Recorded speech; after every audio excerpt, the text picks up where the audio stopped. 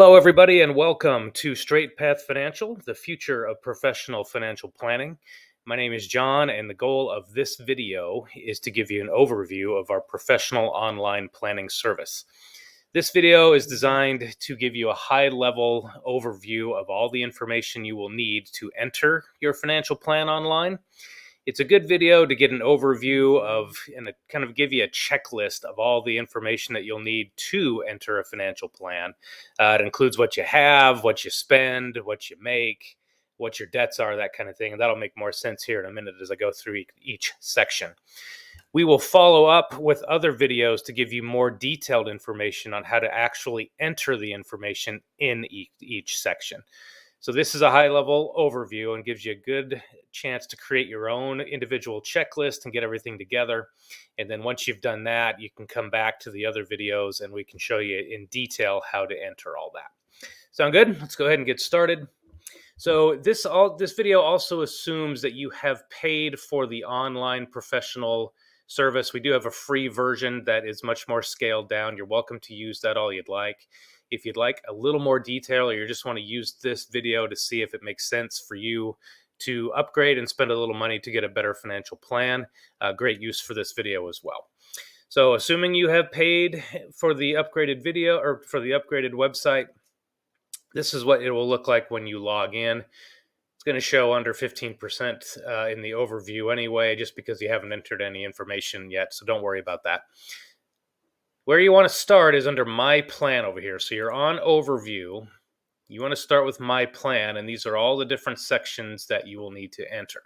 Accounts and assets, home and real estate, debts, income, expenses and healthcare, money flows, estate planning, profile and goals, and assumptions. I would actually like you to start down here with profile and goals and assumptions. So if we start with that, this is where you would enter your information just about you. So this is your age, when you want to retire. I already have that in there because you put that in when you first sign up. You can pick objectives here, and you can use the edit button for that. Just a quick checklist there. And if you want, if there's any objectives that you don't have neatly spelled out for you here, then you can write them in this section under notes. So it's kind of useful for that. Go down to assumptions, some of this will be filled out for you. So it'll default to an age. You can pick the ages that you would like to plan to.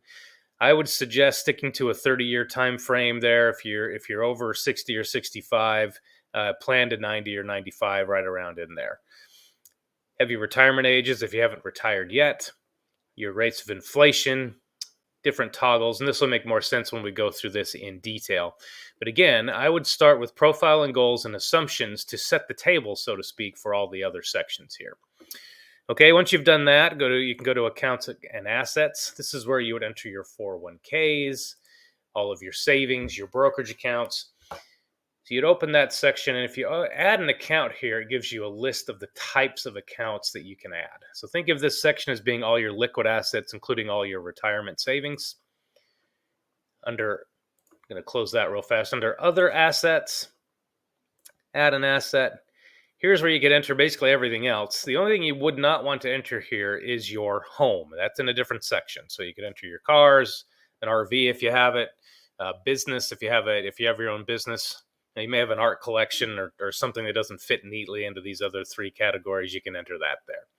All right, so again, this is where you would enter all the things that you own that have value except for your home. To enter your home, you'd go to home and real estate, and this is where you would enter your primary residence, okay? You go in there and enter all the information for your home and your mortgage. So this is also where you would enter your mortgage information. You can enter future changes. So if you plan on moving, say if you're in the military or just know you're going to move when you retire, you can capture that there. You can capture any other owned real estate. I have a lot of clients that own farms, vacation homes, that kind of thing. You can enter that here. If you plan to do that kind of thing later, you can enter it here for future real estate purchases. And if you own real estate that you want to sell someday, you can enter that here. All right, so anything real estate related, including the property itself and the loans that go along with that, would be in the home and real estate section. Next, you'd go to debts. Again, it says that pretty neatly here, although it's very easy to skip by that. So this would be debts that are not your mortgage. So think of car loans. Credit cards are going to be your major ones. You could put 401k loans in here if you have those, or basically anything. If you add a non-mortgage debt, this gives you the idea. So you can either do total debt, or you can break it down into different kinds of loans. College loans going to be a big one too. Obviously, student loans. Next is income. This is what you make. There's a number of sections for that. So most common is going to be your work income. You could enter your you could enter your self-employment income here also. Social Security down the road. If you don't know that, it can help you estimate that. Passive income would be income from interest or something like that. It's basically income you're not working for. Be careful with that, in that I would not use dividends from a brokerage account or something like that, or even bond interest, because if you enter that here, you're essentially double counting it from here. And we'll talk about that more when we get into the detailed videos for you. Pensions, annuities, windfalls would be an inheritance or something like that. Or if you plan on winning the lottery, ha ha ha. You're not going to win the lottery, but if you did, you could enter that there. Expenses in healthcare, this is everything you spend money on. So recurring expenses are just your everyday expenses. One-time expenses would be like replacing a car. You would not want to put buying a vacation home or something there, because again, that's going to be captured here. But anything you're going to spend money on one time, like home improvements or something like that, would fit there. Disbursements is taking money out of your accounts. Medical expenses, Medicare after you're 65, and long-term care if you wanted to enter that. I think it's important actually to pay attention to this. Medical expenses before 65. Look up your medical expenses from your paycheck or something like that, and see what you're actually paying every pay period, so you can enter that there. The main reason for separating those out is that they will grow at a faster rate than anything else. Money flows is a handy section to show basically the money you're sending. Now, in accounts and assets, when you enter your 401k, you get a chance to enter the amount of contributions you and your employer are making if you have that benefit. Those will automatically show up here, so you don't have to enter them again. But if you have other savings, if you say transfer, you save $1,000 a month from your paycheck, or $100 a week from your paycheck, or something like that, you can enter that here. Excess income is where, if you have excess income, if you make more than you spend, and hopefully that is the case, probably is if you're interested in financial planning, you can specify how that money is going to be treated. You can specify a withdrawal strategy, meaning if you do need to withdraw later or now, where that money is going to come from. You can set up automatic transfers and Roth conversions. This is basically transfers between accounts, or added or savings programs within your accounts. Last, and certainly not least, is actually a pretty handy way to start your estate planning. So financial legacy, you can specify the amount of money you want to leave to the people that you want to inherit your money. Estate planning documents, nice little checklist here of estate planning documents that are important or could be important in your life. And as you get those done, you can check them off. Okay. That is a high-level overview of all the sections under My Plan, which is where you're going to enter all the relevant information for your particular financial plan.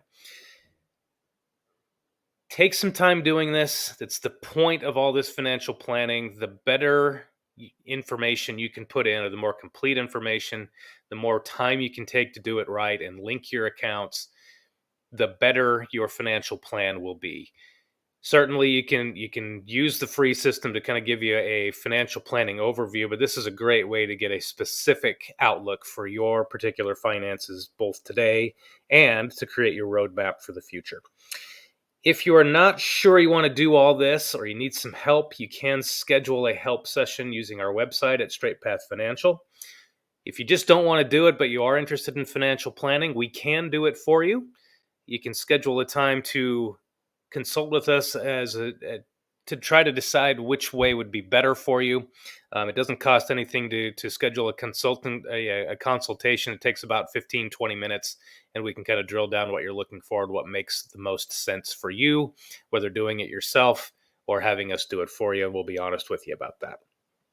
Appreciate your time today. Look for the next videos of specifics on how to enter all these different sections. We'll actually show you what it looks like to enter accounts, enter your income. So whereas this is a high-level overview, that will give you specifics on how to do every particular section. Thank you for listening, and thank you for visiting Straight Path Financial, the future of professional financial planning.